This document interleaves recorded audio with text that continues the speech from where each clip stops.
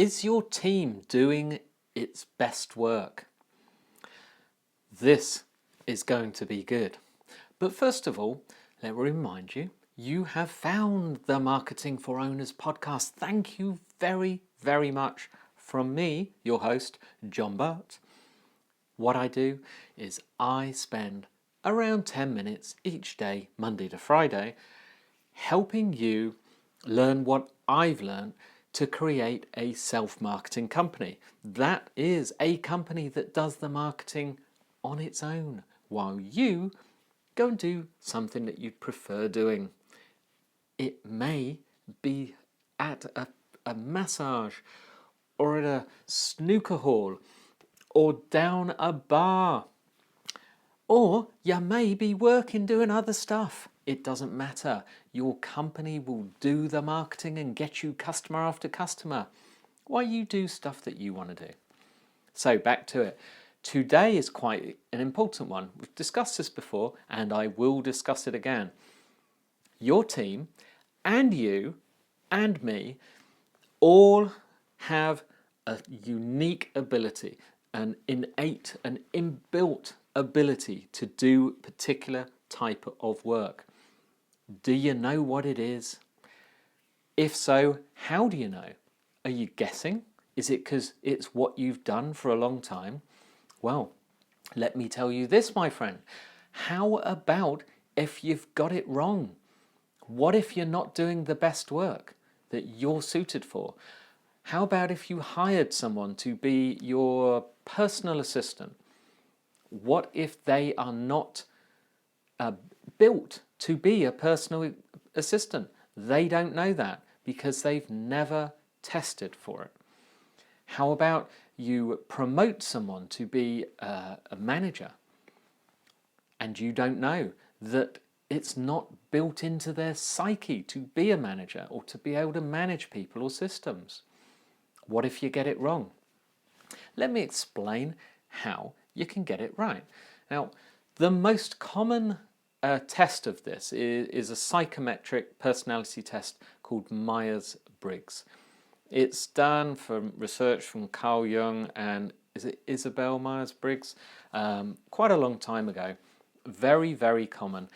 If you wish to Google it, you'll find lots of free ways of doing it and running this test. Now, what it tells you is how you see the world. So it tells you what you're like, what you can do.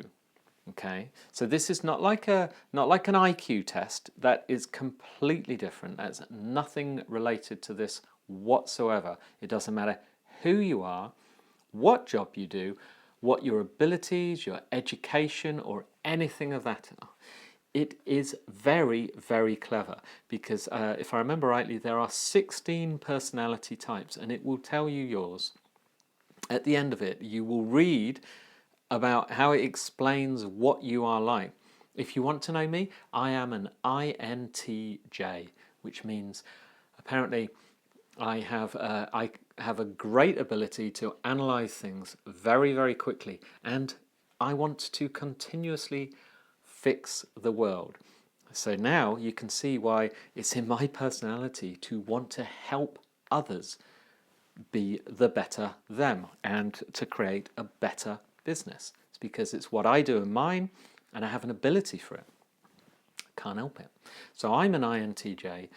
There's 15 others. You'll find out what you are, but I guarantee when you've done it, when you read about it, read about your type afterwards, you will be amazed. If you haven't done one of these before, you'll think, how on earth do they figure that out? That is so me. This is not like zodiacs and birth signs and all that. This is scientific. So that's not the only one. So I'm going to tell you others. Next is Sally Hogshead and her fascinate, or how to fascinate. Now, what she would explain, if she is explaining the difference, she would say that an IQ test will tell you how clever you are. A Myers Briggs test will tell you how you see the world, and her how to fascinate test will tell you how the world sees you. Now that is better, because how you see the world is very, very important to know, but how the world sees you, because it's not all about you, right? It's not about what you think, it's what they think. That's important. Now, I've done the Sally Hogshead's one. It doesn't take long, by the way. It's very clever. There's nothing scary, nothing to be worried about, and at the end, it gives you a result.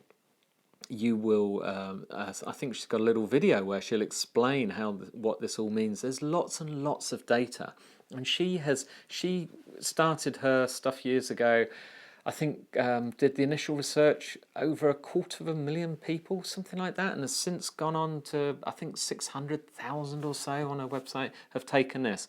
But Sally is brilliant. She's a fantastic speaker, incredibly popular speaker. And she herself is fascinating. This stuff is fascinating. She's got a very, very good product, very good for your business. The next one is Colby. Colby with a K, Kolbe. This is from Kathy Colby, Kathy with a K as well. Again, it is a further development. So the difference with this one, and I recommend, by the way, this is the one I recommend you look at, but you need to pay for it. So not a lot of money, but worth the expense. Is the Colby Index will tell you what you are willing or not willing to do. Now that is very important for work. So to give you an example, it comes out with a score in, like most of these things come out with scores in 4 areas. So in the Myers Briggs, the INTJ, I can't remember. I is introvert. yeah, you think, but yeah. N is, I can't remember. I honestly can't remember what they're called. In Sally Hogshead's How to Fascinate, she has 4 versions. In the Colby one, 2 of them are the Fact Finder, which is the first column, and the third one is the Quick Starter. So someone like myself is going to be very much based on wanting details, on fact finding, and so I can't remember exactly. I think I'm a 10 in that one, and I would be very low on the Quick Starter. Now other people, so I have people who work for me who are the type, if I ask them to do something, they don't really look into the detail, they just dive in and get on with it. It's good to have a mixture of these people in your team. It's great, because if it's up to me, we'd spend forever researching it and we wouldn't get on with it. Someone else can get on with it. Now they have to be tempered by somebody or slowed down by somebody who says, whoa, let's just check that, let's just check that. So you can build your team on people that are geared to working with each other. If you want to promote someone to be a supervisor or a manager or to do some other task, isn't it sensible to know if they're capable of doing it, if it's in their nature? This stuff is in your nature, you cannot change it, or it's very, very difficult. The last one is from Gallup. It's called Strengths Finder with an S. Strengths Finder. Now, if you go, I think there's a site called GallupStrengthsFinder.com. But if you just Google Strengths Finder, it's one word. It's hard to say, isn't it? I wonder why they put it like that. They have a book of the same name, and they have a system. According to their thing, over 12 million people have taken this. One of the tests is entrepreneurial test. They call it something like T10 or something, and it costs less than $10, I think, to take it online. But imagine you're thinking of changing your job and starting working for yourself.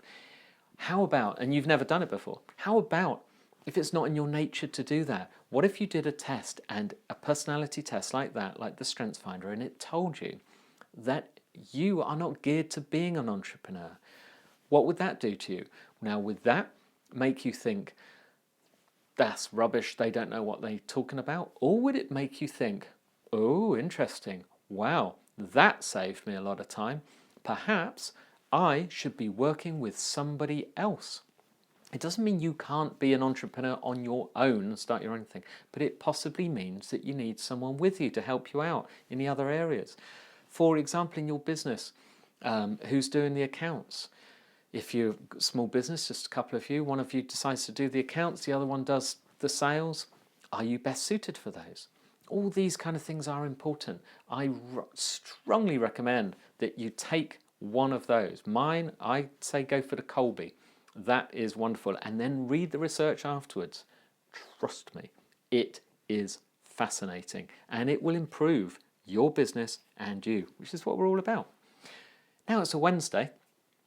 To calm us down, we have a friendly follow, and today it's Sonia Simone. Now Sonia, she's had her own businesses for years, but these days she is better known as the Chief Content Officer and co-founder of Rainmaker Digital. Rainmaker Digital is the new name for Copy Blogger Media, for those of you that are more familiar with Copy Blogger.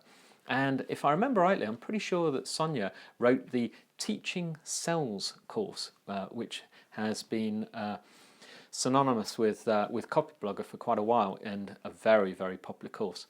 She also has a podcast called Confessions of a Pink-Haired something or other. If you look that up, there's not going to be any other podcast with a name like that. And famously dyes her hair pink. But she is a very smart cookie. I love what she says in her Twitter feed and on her social media. And the best thing about Sonia is writing is her thing. She's blogging and writing, and she teaches how to write properly. She hates it when people don't write properly or to their strengths.